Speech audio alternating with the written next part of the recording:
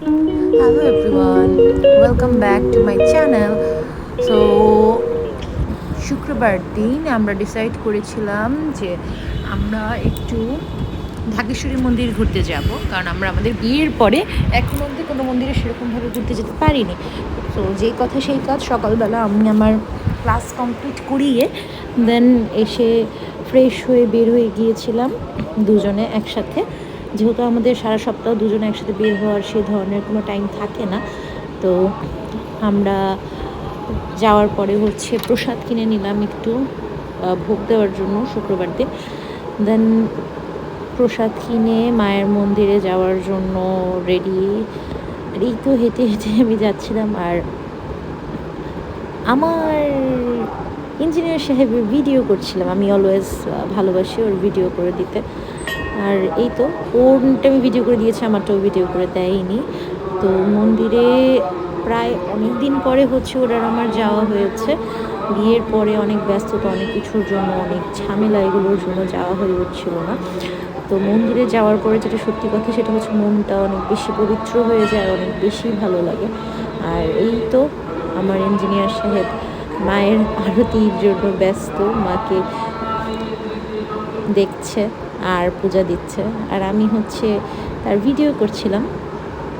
তো ঢাকেশ্বরী মন্দিরে আগে ছোটোবেলা অনেক বেশি পরিমাণে যাওয়া হতো, যেহেতু সেখানে পাপা সদস্য ছিলেন। পাপা পরে চলে যাওয়ার পরে আর সেরকম যাওয়া হয় না, হয়তো খুব কম। তো অনেক দিন বাদে যাওয়ার পরে আমি হচ্ছে সেই দিন আমি ওকে কথাগুলি বলছিলাম যে আগে আমরা অনেক বেশি বেশি আসা হতো, আমাদের পরিবার দিবসে অনেক বেশি আসা হতো একসাথে। তো যাই হোক, মায়ের মন্দিরে যাওয়ার পরে যতটুকু মনে অস্থিরতা ছিল সব কিছু চলে গিয়েছে, মনটা শান্তি লাগছিল। আর মায়ের কাছে এটাই প্রার্থনা করছিলাম যে বিয়ের পর আমি আর তনয় আমরা প্রথমবার মন্দিরে একসাথে গিয়েছিলাম। তো আমাদের দুজনে গ্রিন গ্রিন করার রিজন ছিল, আমি এই শাড়িটা চুজ করেছিলাম অ্যান্ড ও ও আমারটা দেখে ও গ্রিন পরে নিয়েছে। আমরা সেম সেম ড্রেস কালার পরতে পছন্দ করি, সেম কালারের।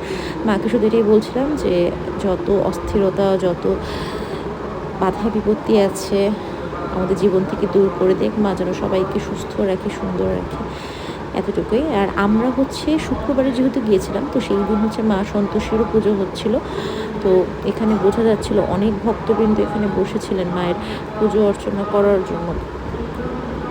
আর এখানে জাস্ট আওয়াজটা শুনলেই যে এত সুন্দর ঢাকের আওয়াজ, মন্ত্রোচ্চারণ হচ্ছে, এরই মাঝখানে আমি একটুখানি ভিডিও করে নিলাম আমার স্বামীর সাথে। না, ভিডিও করলে তো ভালো লাগবে না।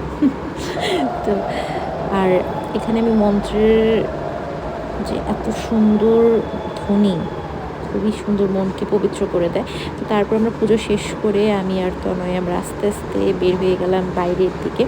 তো বের হয়ে এখানে শিব মন্দির ছিল, ওখানে প্রণাম করে দেন আমি ওকে বলছিলাম যে আমাকে একটু ভিডিও করে দাও, আমি আজকে এত সুন্দর করে শাড়ি পরে তোমার সাথে বের হয়েছি। তো যেই বলে সেই কাজ, আমার হাজব্যান্ড আমাকে একটু ভিডিও করে দিল। আর ও অনেক ভালো ভিডিও করতে পারে, যদিও দেয় না আমাকে সবসময়, বাট সেদিন কী হয়েছে জানি না, দিয়েছে একটুখানি। আর আমি বলছি দেখো আমি একটু এরকম করবো, তুমি আমাকে একটু ভিডিও করে দেবে। আর আমি এই শাড়িটা পরার পরে অনেকের কাছ থেকে কমপ্লিমেন্ট পেয়েছি যে বলেছে আমাকে সুন্দর লেগেছে। তো যারা ভিডিওটা দেখবেন অবশ্যই আমাকে জানাবেন যে আমাকে কেমন লাগছিল।